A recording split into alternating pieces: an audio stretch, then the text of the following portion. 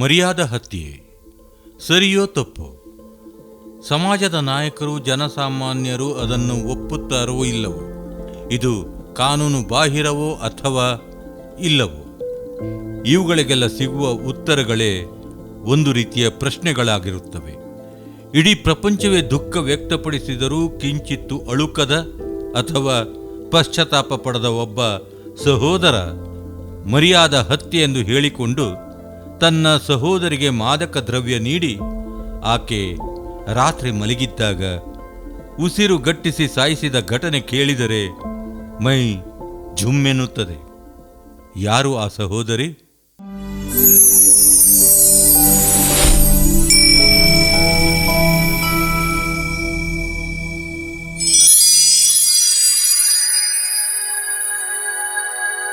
Please don't do it again. Baby, please don't do it again. Billo, please don't do it again. ಕಂದಿಲ್ Baloch ಎಂದೇ ಪ್ರಪಂಚದಾದ್ಯಂತ ಅಂತರ್ಜಾಲ ಹಾಗೂ ಸಾಮಾಜಿಕ ತಾಣಗಳಲ್ಲಿ ಪ್ರಖ್ಯಾತರಾಗಿದ್ದ ಫೌಜಿಯಾ ಅಜೀಮ್. ಆಕೆಯು ಪಾಕಿಸ್ತಾನದ ಒಬ್ಬ ಮಾಡೆಲ್, ನಟಿ, ಸಾಮಾಜಿಕ ಮಾಧ್ಯಮದ ಪ್ರಸಿದ್ಧ ವ್ಯಕ್ತಿ ಹಾಗೂ ಸಾಮಾಜಿಕ ಕಾರ್ಯಕರ್ತೆ. ಆಕೆ ಪ್ರಸಿದ್ಧಿಯಾದದ್ದು ಹೇಗೆಂದರೆ, ಅಜೀಮ್ ತನ್ನ ದೈನಂದಿನ ದಿನಚರಿ, ಪಾಕಿಸ್ತಾನಿ ಮಹಿಳೆಗಾಗಿ ಅವಳ ಹಕ್ಕುಗಳು ಮತ್ತು ಹಲವಾರು ವಿವಾದಾತ್ಮಕ ವಿಷಯಗಳ ಕುರಿತು ಸಾಮಾಜಿಕ ಜಾಲತಾಣದಲ್ಲಿ ಅವರ ಪೋಸ್ಟ್ ಮಾಡುತ್ತಿದ್ದ ವಿಡಿಯೋಗಳಿಂದ ಪ್ರಾಮುಖ್ಯತೆ ಹಾಗೂ ಪ್ರಸಿದ್ಧಿಯನ್ನು ಪಡೆದಿದ್ದರು. 1990ರಲ್ಲಿ ಪಾಕಿಸ್ತಾನದ ಪಂಜಾಬ್ನ ದೇರಾ ಘಾಜಿಬಾದ್ ಜಿಲ್ಲೆಯಲ್ಲಿ ಕಂದಿಲ್ ಒಂದು ಹಿಂದುಳಿದ ಕುಟುಂಬದಲ್ಲಿ ಜನಿಸಿದರು. ಆಕೆಗೆ 6 ಸಹೋದರರು ಮತ್ತು 2 ಸಹೋದರಿಯರಿದ್ದರು. ಬೆಳೆಯುತ್ತಿರುವಾಗ ಆಕೆಯು ತನ್ನ ಅಧ್ಯಯನದ ಜೊತೆಗೆ ನಟನೆ ಮತ್ತು ಹಾಡುಗಾರಿಕೆಯಲ್ಲಿ ಆಸಕ್ತಿ ಹೊಂದಿದ್ದರು. ಖ್ಯಾತಿಗೆ ಏರುವ ಮೊದಲು ಆಕೆಯು ಒಬ್ಬ ಬಸ್ ಹೋಸ್ಟೆಸ್ ಆಗಿದ್ದರು. ಕಂದಿಲ್ ಬಲೋಚ್ 2013ರಲ್ಲಿ ಪಾಕಿಸ್ತಾನ್ ಐಡಲ್ ಆಡಿಷನ್ ಮಾಡಿದಾಗ ಮಾಧ್ಯಮದಿಂದ ಮೊದಲ ಮನ್ನಣೆಯನ್ನು ಪಡೆದರು. ಆಕೆಯ ಆಡಿಷನ್ ಜನಪ್ರಿಯವಾಯಿತು ಮತ್ತು ಆಕೆ ಇಂಟರ್ನೆಟ್ ಸೆಲೆಬ್ರಿಟಿಯಾದರು.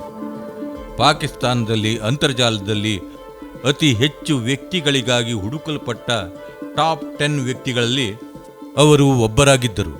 ಆಕೆಯ ವಿಡಿಯೋಗಳು ಮತ್ತು ಪೋಸ್ಟ್ಗಳ ವಿಷಯಕ್ಕಾಗಿ ಪ್ರಖ್ಯಾತರಾಗಿದ್ದಲ್ಲದೆ ಟೀಕೆಗೂ ಒಳಗಾದರು. ಬಹುಮಟ್ಟಿಗೆ ಸಂಪ್ರದಾಯವಾದಿ ಪಾಕಿಸ್ತಾನಿ ಸಮುದಾಯಗಳು ಇವುಗಳನ್ನು ದಿಟ್ಟ ಮತ್ತು ಅತಿರೇಕವೆಂದು ಪರಿಗಣಿಸಿದವು. ಆಕೆಯು ಅತ್ಯಂತ ಜನಪ್ರಿಯ ವಿಡಿಯೋಗಳಲ್ಲಿ ಹೌ ಐ ಆಮ್ ಲುಕಿಂಗ್ ಮತ್ತು ಮೇರೆ ಸರ್ ಮೇ ಪೇನ್ ಹೋ ರಹಾ ಎಂಬಂಥ ತಮಾಷೆಯ ಮತ್ತು ಆಕರ್ಷಕ ಕ್ಯಾಚ್ ಫ್ರೇಸ್ಗಳು ಎಲ್ಲೆಲ್ಲೂ ಜನಪ್ರಿಯವಾದವು.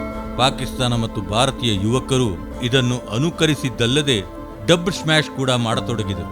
ಇವರ ಖ್ಯಾತಿ ಮತ್ತು ದಿಟ್ಟತನವನ್ನು ಕೆಲವು ಅಂತಾರಾಷ್ಟ್ರೀಯ ಸುದ್ದಿ ಮಾಧ್ಯಮಗಳು ಆಕೆಯನ್ನು ಕಿಮ್ ಕರ್ಡಾಸಿಯನ್ಗೆ ಹೋಲಿಸಿದವು. ಆದರೆ ಕೆಲವು ಸ್ಥಳೀಯ ವ್ಯಾಖ್ಯಾನಕಾರರು ಪಾಕಿಸ್ತಾನದ ಸಮಾಜದ ನಿಯಮಗಳಿಗೆ ವಿರುದ್ಧವಾಗಿ ತನ್ನದೇ ಆದ ರೀತಿಯಲ್ಲಿ ಇರುವುದನ್ನು ನೋಡಿ ಆಕೆ ಕಿಮ್ ಕರ್ಡಾಸಿಯನ್ಗಿಂತ ದಿಟ್ಟತನದವಳು ಎಂದು ಹೇಳಿದವು. ಸಾಮಾಜಿಕವಾಗಿ ಪ್ರಖ್ಯಾತವಾಗಿದ್ದರೂ ವೈಯಕ್ತಿಕವಾದ ಜೀವನದಲ್ಲಿ ಆಕೆಯು ನೆಮ್ಮದಿಯಾಗಿರಲಿಲ್ಲ. 2008ರಲ್ಲಿ ತನ್ನ 17ನೇ ವಯಸ್ಸಿನಲ್ಲಿ ಬಲೂಚ್ ತನ್ನ ತಾಯಿಯ ಸೋದರ ಸಂಬಂಧಿ ಆಶೀಸ್ ಹುಸೇನ್ ಎಂಬ ಸ್ಥಳೀಯ ವ್ಯಕ್ತಿಯನ್ನು ವಿವಾಹವಾದರು. ಅವರಿಬ್ಬರಿಗೆ ಒಬ್ಬ ಮಗ ಕೂಡ ಇದ್ದಾರೆ. ತನ್ನ ಪತಿಯು ಹೊಡೆದು ಚಿತ್ರಹಿಂಸೆ ನೀಡಿದರು ಎಂದು ಮದುವೆಯಾದ 2 ವರ್ಷಗಳ ನಂತರ ಆಕೆಯು ಮಗನನ್ನು ತಂದೆಯ ಜೊತೆ ಬಿಟ್ಟು ತವರು ಮನೆಗೆ ತೆರಳಿದರು.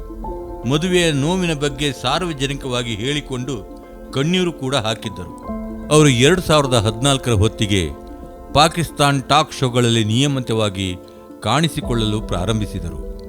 ಹಾಡುಗಳನ್ನು ಪ್ರದರ್ಶಿಸಲು ಅಥವಾ ಅವರ ಹೆಚ್ಚುತ್ತಿರುವ ಸಾಮಾಜಿಕ ಮಾಧ್ಯಮದ ಜನಪ್ರಿಯತೆಯನ್ನು ಚರ್ಚಿಸಲು ಅವರು ದೇಸಿ ಕುರಿಯನ್ನಲ್ಲಿ ಸ್ಪರ್ಧಿಯಾಗಿ ಭಾಗವಹಿಸಿದರು.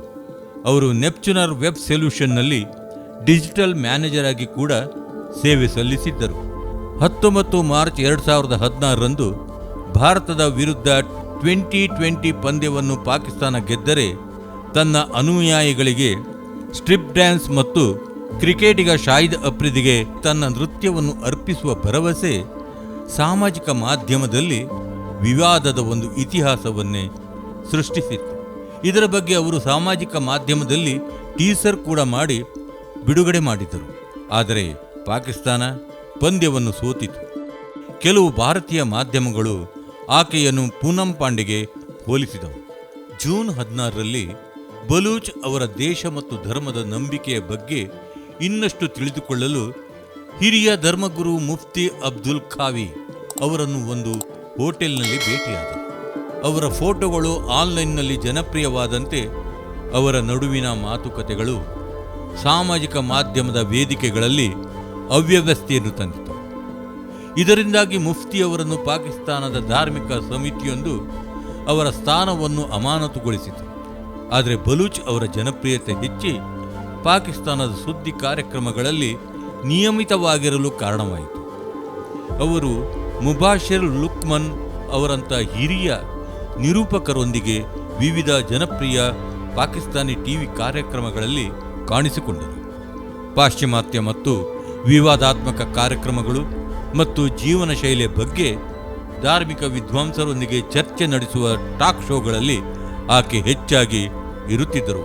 ಮಾಧ್ಯಮದ ಉಪಸ್ಥಿತಿಯು ಬೆಳೆದಂತೆ ಬಲೂಚ್ ಪಾಕಿಸ್ತಾನದ ಸಮಾಜದಲ್ಲಿ ಮಹಿಳೆಯರ ಸ್ಥಾನದ ಬಗ್ಗೆ ಪ್ರತಿಕ್ರಿಯಿಸಲು ಪ್ರಾರಂಭಿಸಿದರು. ಆಕೆಯು ಸಾಯುವ ಒಂದು ವಾರದ ಮೊದಲು ಬ್ಯಾನ್ ಎಂಬ ಶೀರ್ಷಿಕೆಯ ಸಂಗೀತ ವಿಡಿಯೋವನ್ನು ಬಿಡುಗಡೆ ಮಾಡಿದ್ದರು. ಇದು ದೇಶದಲ್ಲಿ ಮಹಿಳೆಯರ ಮೇಲೆ ವಿಧಿಸಲಾದ ನಿರ್ಬಂಧಗಳನ್ನು ಅಪಹಾಸ್ಯ ಮಾಡಿತ್ತು. ವಿವಾದಾತ್ಮಕ ನಿರೂಪಕ ಮುಬಾಶಿರ್ ಲುಕ್ಮಾನ್ ಅವರೊಂದಿಗಿನ ಸಂದರ್ಶನವೊಂದರಲ್ಲಿ ಬಲೂಚ್ ಅವರು ಸನ್ನಿ ಲಿಯೋನ್, ರಾಖಿ ಸಾವಂತ್ ಮತ್ತು ಪೂನಂ ಪಾಂಡೆ ಅವರನ್ನು ಸ್ಫೂರ್ತಿ ಎಂದು ಹೆಸರಿಸಿದ್ದರು. ಹೀಗೆ ವಿವಾದಾತ್ಮಕವಾಗಿ ಪ್ರಖ್ಯಾತರಾಗಿದ್ದ ಅವರು 2016ರ ಜೂನ್ನಲ್ಲಿ ಪತ್ರಿಕಾಗೋಷ್ಠಿಯನ್ನು ನಡೆಸಿ ತಮಗೆ ಕೆಲವರಿಂದ ಕೊಲೆ ಬೆದರಿಕೆಗಳು ಬಂದಿವೆ ಎಂದು ವರದಿ ಮಾಡಿ ರಾಜ್ಯದಿಂದ ಪೊಲೀಸ್ ರಕ್ಷಣೆಯನ್ನು ಕೋರಿದ್ದರು. ದುರಾದೃಷ್ಟವಶಾತ್ ಅದಾದ ನಂತರ ಕೆಲವೇ ದಿನಗಳಲ್ಲಿ ಆಕೆಯ ಕೊಲೆಯಾಯಿತು.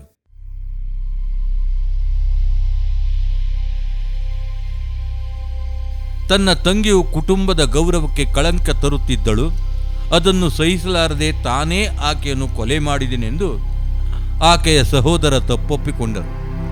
ಬಲೂಚ್ ಅವರ ಸಹೋದರ ವಸೀಂಗೆ ಆಕೆಯ ಕೊಲೆಗಾಗಿ ಜೀವಾವಧಿ ಶಿಕ್ಷೆ ವಿಧಿಸಲಾಯಿತು. ಬಲೂಚ್ನ ಕೊಲೆಯನ್ನು ಮಾಧ್ಯಮದ ಪ್ರಸಿದ್ಧ ವ್ಯಕ್ತಿಗಳು ಮತ್ತು ಜಗತ್ತಿನಾದ್ಯಂತ ಜನರು ಖಂಡಿಸಿದರು. ಬ್ರಿಟಿಷ್ ಪ್ರಧಾನಿ ತೆರೆಸಾ ಮೇ ಕೂಡ ಕೊಲೆಯನ್ನು ಖಂಡಿಸಿದ್ದರು. ಗೌರವ ಹತ್ಯೆ ಎಂದು ಕರೆಯಲ್ಪಡುವುದರಲ್ಲಿ ಯಾವುದೇ ಗೌರವವಿಲ್ಲ ಮತ್ತು ಅವುಗಳನ್ನು ಭಯೋತ್ಪಾದಕ ಕೃತ್ಯಗಳು ಎಂದು ಉಲ್ಲೇಖಿಸಬೇಕಲ್ಲದೆ ಮಹಿಳೆಯರನ್ನು ಹತ್ಯೆ ಮಾಡುವುದು ಅಪರಾಧ ಎಂದು ಮೇ ಹೇಳಿದ್ದರು.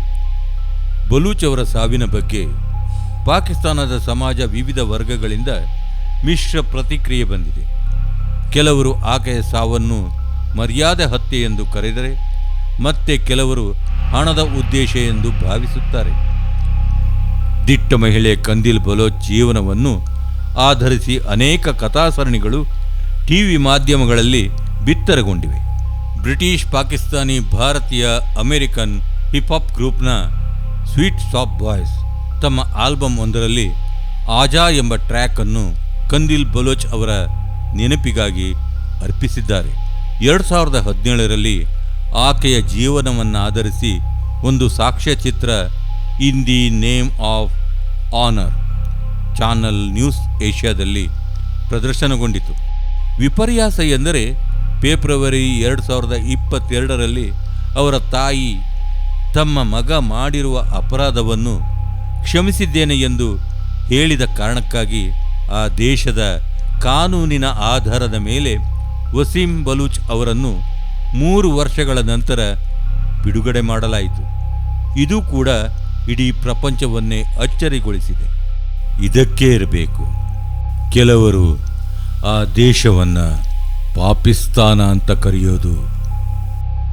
ವ್ಯವಸ್ಥೆಯ ವಿರುದ್ಧ ದನಿ ಎತ್ತಿ ಅದಕ್ಕೆ ತಾನೇ ಬಲಿಯಾದ ಒಬ್ಬ ದಿಟ್ಟ ಮಹಿಳೆ ಕಂದಿಲ್ ಬಲೋಚ್.